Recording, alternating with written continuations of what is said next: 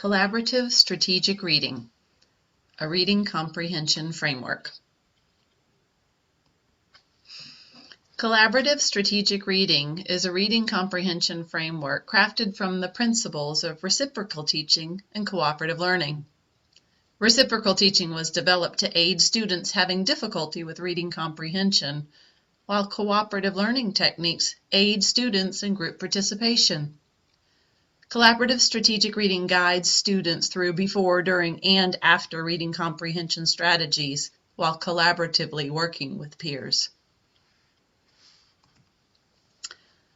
The benefits are numerous. Students build reading comprehension strategies through close examination of expository text. Students build vocabulary in content areas while reading expository text. Students' cooperative learning skills are enhanced by a clearly defined framework. Students learn reading comprehension strategies that can be applied to all reading. CSR is a great framework for students with disabilities because they work collaboratively with their peers and gain confidence while increasing reading comprehension skills that can be transferred to other texts. Phase 1, Teaching the Strategies. Students learn 4 strategies as part of the CSR framework. The preview, click and clunk, get the gist, wrap up. Before reading, the preview. There are 2 parts to the preview, brainstorm and predict. During brainstorm, the students think, what do we already know about the topic? During predict, students decide what do they think they will learn about the topic when they read the passage. While brainstorming, students preview the information. They should look at headings, bold and underline words, pictures and graphs, charts, maps, and any other information that could help target information they already know about the topic. The brainstorm does not take more than a minute. During predict, students are provided minimal time to predict what they will learn after reading the text. Students discuss their ideas and background knowledge to generate their predictions. During reading, the click section is the I get it. Clicks refer to portions of the text that make sense to the reader. When students recognize the clicks in their comprehension, the comprehension is increased. Clicking is designed to teach students to pay attention to the reading, to attach new information to the background knowledge they already have. The clunk is the I don't get it. Clunks refer to the portions of the text where comprehension breaks down. When students recognize the clunks in their reading, they practice fix-up strategies. Students are prompted to use clunk cards to bring meaning to the unknown or confusing information. These are the 4 clunk cards. Clunk card number 1 has the student reread the sentence without the word. Think about what information would make sense that would help understand the meaning of the unknown word. Clunk card 2 has the student reread the sentence with the clunk and the sentences before and after, looking for clues. Clunk card number 3 has the student look for prefix or suffixes in the word. And clunk card number 4 has the student break the word apart and look for smaller words they may know. The next part during reading is get the gist. The goal of the gist is to teach students to determine the main idea from the text. Students are taught to locate the most important points from each section of the reading by considering the most important person, place, thing, or idea. Students practice naming the main idea in as few of their own words as possible to get the gist. There are questions students use to guide them while they get the gist.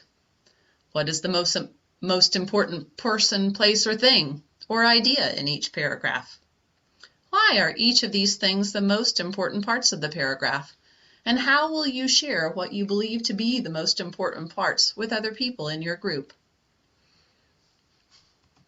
The next section is the wrap-up. The goal of the wrap-up is to improve students' knowledge, understanding, and memory of what they have read. Students generate and answer questions that ask about the important information from the text they have just read. Students are prompted to begin with who, what, when, where, why, and how questions. Students practice asking and responding to each other's questions. As they become more proficient, they are guided to generate higher level questions. Some examples may be, how were blank and blank the same or different? What do you think would happen if?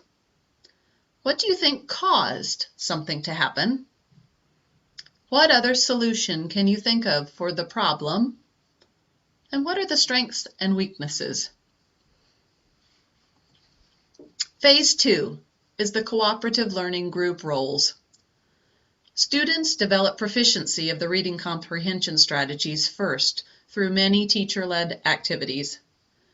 Developing proficiency is essential for the cooperative group roles to work effectively.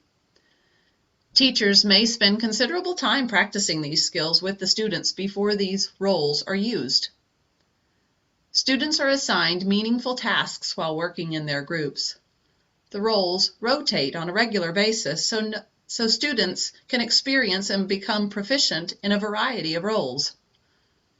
Cooperative learning is an important aspect of collaborative strategic reading. These are the cooperative learning group roles: the leader, the clunk expert, the announcer, encourager, reporter, and timekeeper. The leader is the student that leads the group in the implementation of the CSR by saying what to read next and what strategy to apply. The leader is the person who asks the teacher for assistance when necessary. The clunk expert is the student who uses the clunk cards to remind the group of steps to follow when trying to figure out a difficult word or concept. The announcer is the student who calls on group members to read or share their ideas. He or she monitors everyone's participation while working in the group. The encourager watches other students and gives feedback. He or she looks for behaviors to praise and evaluates how well the group has worked together, giving suggestions for improvement. During the whole class wrap-up, the reporter gives the main idea the group has learned to the rest of the groups and shares a favorite question the group has generated.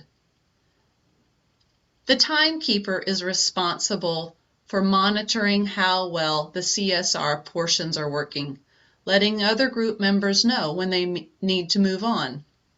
The teacher may also take on the role of timekeeper. The CSR framework has been tested many times in grades ranging from 4th through middle school. In each of the grades tested, the students who received CSR instruction for reading comprehension outperformed the control groups. Students who engaged in the CSR framework also significantly increased their vocabulary. Students with disabilities demonstrated increased vocabulary and reading and improved reading comprehension after receiving CSR instruction.